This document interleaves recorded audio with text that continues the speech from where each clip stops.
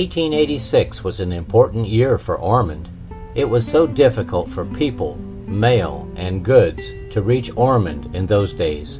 Up until 1885, all our supplies and visitors came by boat and then by carriage or buck stage from St. Augustine. Thanks to Stephen Van Cullen White, who worked with Utley White, construction began on the St. Johns and Halifax River Railroad.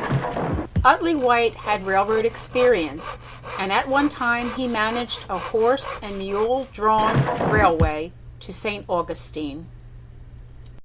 Right, Mary. He was in charge of 24 horses and mules. Later he became prosperous in the logging business and was able to extend a narrow-gauge railroad south. In 1885, the railroad ran from Palatka, St. Augustine, and Jacksonville, and arrangements were made to extend it to Ormond. Many obstacles were in the path of our railroad. Marshes were almost impossible to fill in, and the train car loads of dirt just disappeared out of sight. Finally, logs were used to make a mattress on which to dump the dirt. But I remember that once they solved that problem, another arose, coquina rock. My, oh my, so much rock and no machinery to cut through it. But the men were not to be deterred.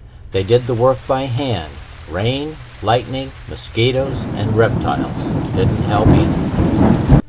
I can still see the Ormond brass band and hear that train whistle blow as the wobbly St. John's and Halifax train first rolled into Ormond.